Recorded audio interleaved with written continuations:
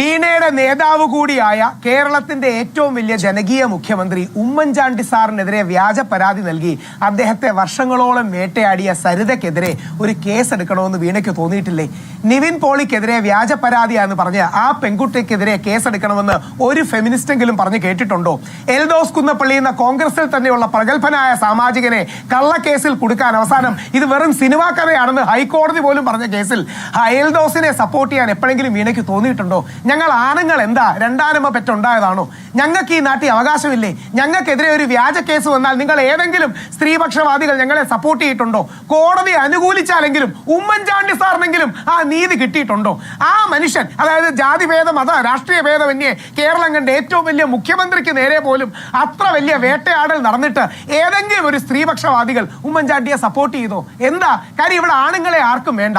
ഞങ്ങളുടെ പുറത്ത് കുതിര കയറുന്നതാണ് ഇവിടെ പുരോഗമനം. പുരുഷ വിരോധമാണ് പുരോഗമനമെന്ന് തെറ്റിദ്ധരിക്കുന്ന ഈ ലിബറൽ ഫെമിനിസ്റ്റ് വാദഗതിയാണ് അപകടം. ഫെമിനിസ്റ്റുകളെ ബഹുമാനിക്കുന്നു, യോജിക്കുന്നൊന്നുമില്ല. റൈറ്റ് കൺസർവേറ്റീവ് പറയുന്നത് നമുക്ക് സമത്വം വേണം, നമ്മുടെ ഇടയിൽ സൗഹാർദ്ദം വേണം. ആലോചിക്കുക, ഉമ്മൻചാണ്ടി സാറിന് നീതി കൊടുക്കാൻ കഴിയാത്ത ഈ നാട്ടിൽ സാധാരണക്കാർക്ക് നീതി കിട്ടുമെന്ന് നമുക്ക് കരുതാൻ കഴിയുമോ? വീണയ്ക്ക് നന്നായി വീണ ഒരു സെക്കൻഡ്. വീണ നല്ല ഭാഷാ പരിജ്ഞാനമുള്ള വ്യക്തിയാണ്. പക്ഷെ വീണയ്ക്ക് വിക്കൽ വരുന്ന എന്താ അറിയാമോ?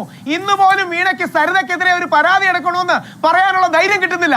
ഒരു സ്ത്രീയായ സരിത, തെറ്റുകാരിയായ സരിത, വ്യാജ പരാതി കൊടുത്ത സരിതയ്ക്കെതിരെ ഒരു പരാതി എടുക്കണമെന്ന് പറയാൻ ധൈര്യം കിട്ടാത്തതാണ് ഈ നാടിന്റെ പ്രശ്നം. ഞാനൊരു കാര്യം പറയട്ടെ. ഞാൻ അങ്ങ് ചോദിച്ച ചോദ്യത്തിനുള്ള ഉത്തരമാണ് പറഞ്ഞത്. ഉമ്മൻചാണ്ടി എങ്ങനെയാണ് വിഷയത്തെ കൈകാര്യം ചെയ്തത് എന്നുള്ളത്. ഞാൻ അങ്ങക്കുള്ള മറ്റൊരു കാര്യം കൂടി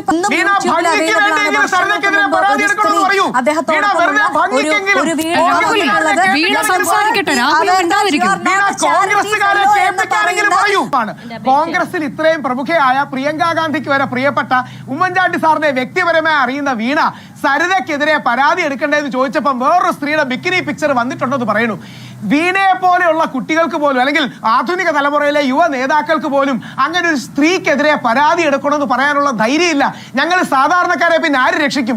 ഉമ്മൻചാണ്ടി സാറിന്റെ പാർട്ടിക്കാരിക്ക് ഉമ്മൻചാണ്ടി സാറിന്റെ കള്ള പരാതി കൊടുത്ത് വേട്ടയാടിയ ഒരു സ്ത്രീക്കെതിരെ പരാതി എടുക്കണമെന്ന് പറയാൻ ധൈര്യം പോലില്ല. പിന്നെ ഞങ്ങളെ ആര് രക്ഷിക്കാനായി നാട്ടില്?